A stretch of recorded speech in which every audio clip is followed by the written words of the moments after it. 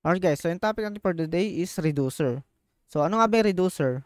O ano yung purpose nito si reducer sa React? So si reducer ay isang built-in function ni React. So to consolidate yung mga state natin. So ibig sabihin, i-store yung mga state natin into single file. So basically nandun lahat ng state natin sa isang variable lang or file.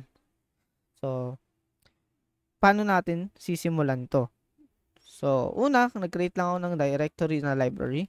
So, dito, tapos mag-create ako ng store doon para i-store yung mga state natin. So, let's say meron ako ditong i-create na counter reducer .js. So, JS module ang gagamitin natin, module type. And then, mag-create ako dito ng initial state. So, constant initial state. So, kumbaga ito yung pinaka-state natin. So, dito natin lalagay yung mga initial value ng state natin. So, let's say ang counter natin is nag-i-start sa 0, syempre. And then, meron tayong main function. So, create tayo ng function dito yung ating counter reducer. And then, structure muna natin. Tapos, meron tayong tinitake dyan na argument. So, yung argument 1 is yung state and then yung argument 2 yung ating action. Yan. So, gamitin naman natin siya sa app.jsx natin. So, create lang tayo dito ng state, yung ating state and then yung ating dispatch. So, itong dispatch, ito yung setter natin. And then, yung ating use reducer na hook.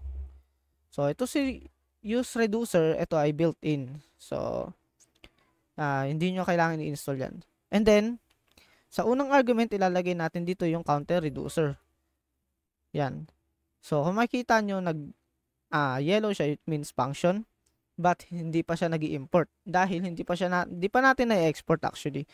So, you can export directly yung ating function. Like, typing this, export lang. And then, same dun sa may initial state natin. Yan. Tapos, save natin. And then, pwede na natin siya i-import ulit. Then, yan, click lang natin. Tapos, yung initial state natin siya, syempre, na in-export din. So, itong initial state, yung nasa second argument, ito yung pinaka, state natin. So, yung default value ng state natin. Ngayon, try natin i-console log tong state natin. So, titingnan natin kung ano yung laman yan. So, save natin and then, ito tayo sa browser. So, makikita nyo may counter. Dahil, ang nilagay natin doon sa may state natin is yung counter lang. So, sa initial state, I mean. 'Di ba? Ngayon, create tayo dito ng button to increase yung ating dito, state, yung counter. So, handle, or I mean, on click, handle, increment. So, meron tayo dito ang function na handle increment. And then, ang gagawin natin is, tawagin natin si dispatch. Ngayon, si dispatch may tinatawag dyan na type. So, it means ito yung property na ilalagay natin. Anong pangalan ng property natin? Increment. O yung value ng type natin na property. Ngayon, pasok tayo dito sa may counter reducer natin. Dito natin sisimulan yung process. So, ang unang-unang kailangan natin dito is condition. So, imamatch natin yung nakalagay dun na type. So, itong type na to. Yan. And then, gamit tayo na switch case to match lang, 'di ba? Tapos, yung ating action. So, yung action nasa second argument, ayan yon yung mga nilalagay natin dito sa sa dispatch. So, ito yon yung pinaka-action. So, parang ang visualization yan ganito, action. Ganyan. So, dinestructure ko lang para ma-minimize. So, kung ano lang yung mga kailangan natin. And then, syempre yan, pero itong action is that type to kasi doon natin i-match yung value, 'di ba? Ngayon sa loob ng switch natin, syempre may case diyan. So yung case na yon yung ating mga action type. So increment yung ating action type and then return lang natin yung ating state.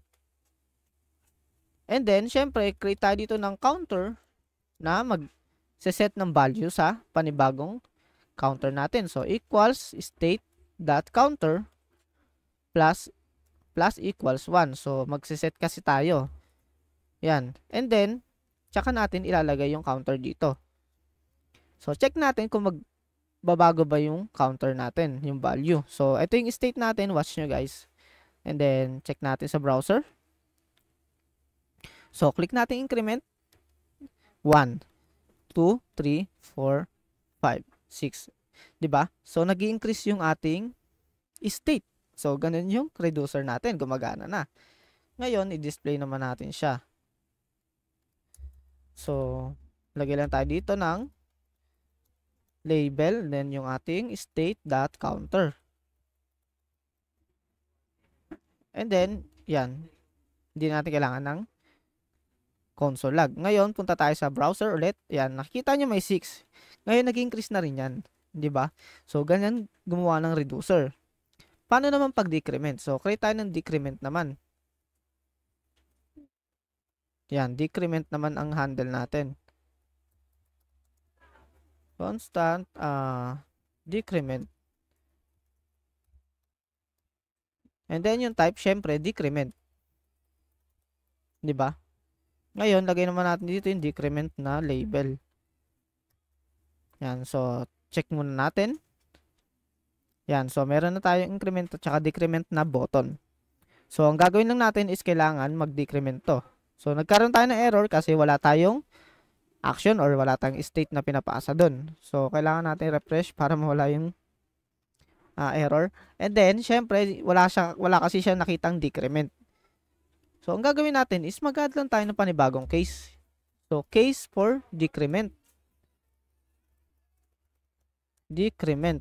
And then, yung ating i-return na value. So, bago natin i-return siya, syempre, kailangan natin mag-state ng panibagong value ng counter. So, state.counter.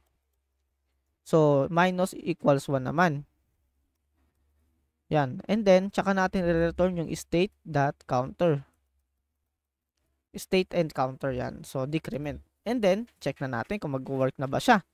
So, proceed naman tayo sa increment muna.